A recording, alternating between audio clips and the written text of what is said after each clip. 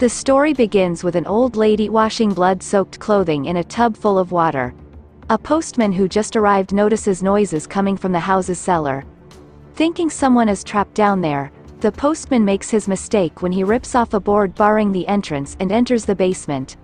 Then he is dragged by an unseen force into the basement and disappears. 30 years later, a phone-free camp for teenagers starts with all the teens arriving and surrendering their phones to the camp leaders. The teens are placed into groups.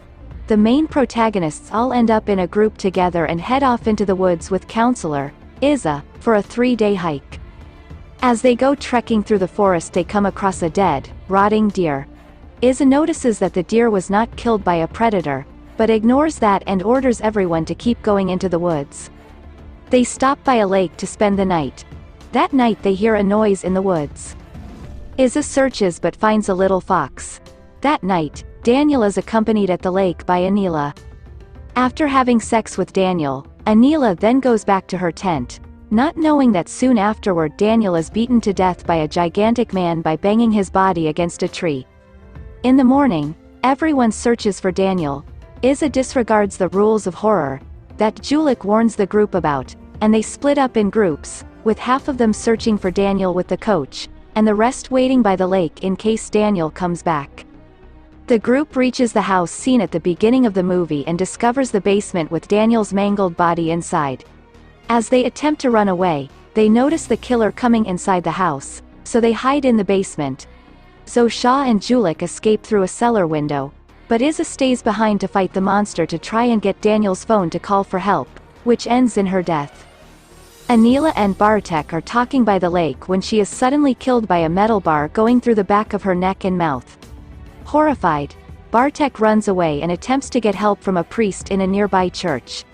The priest knocks him out, gags him, and ties him to a chair. The priest hears noises outside and goes to investigate. He is killed by the killer by putting him in a wood chipper. The killer enters the church and opens the confession box to find Bartek hiding. Zosha and Julik, having run away from the killer's house, find refuge in an old man's house, who tells them the story of the twins who lived with their mother until they found a small meteorite that crashed in the area. The twins take a piece of rock and keep it hidden under their bed. The following night, a black fluid seeps from the rock and enters the bodies of the twins, who lose their minds and become animalistic carnivores. Their mother awakens in the morning only to be horrified seeing her sons eating their dog in the basement. She locks them up in the basement and hunts animals to keep them hidden. The old man states that the mother lost her mind. One day, while trying to get a dead animal into the basement, she dies, causing the twins to be able to escape.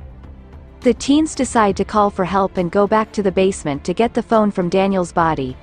Julik tries to distract the killer with some noise and Zosha sneaks into the basement to grab the phone. However, the killer's twin is in front of her and Julik stabs him to distract his attention. Zosha is knocked unconscious and chained up, while Julik is stabbed with a knife and his tongue ripped out.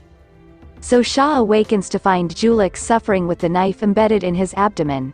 She tries to use Daniel's phone, but it dies. Zosha kills Julik to end his pain. She uses the knife to unchain herself and considers escaping, but takes a machete from the room instead. She goes upstairs, hearing the twin snoring on the bed. Zosha stabs the twin until he appears to be dead. She leaves the house and runs. The old man hears knocking on his door and shoots through the door with his shotgun, thinking it might be the twins, but discovers that he just murdered Bartek. Zosha notices a policeman near a forest road, who agrees to drive her back to civilization after noticing her distress. On their way, they run over one of the twins. Seeing a body on the road and wanting to help despite Zosha's warnings, the officer is killed after failing to use his pistol against the murderer. Zosha is locked in the car in the back but breaks the window. She attempts to drive away in the car, after shifting the stick and clutch, and is successful, though only after driving several times over the killer and drives away. At the end of the movie, the killer is shown to still be alive. His twin wakes up in his bed, having survived the stabbing, and stares at the police lights outside his house. The film ends with this scene.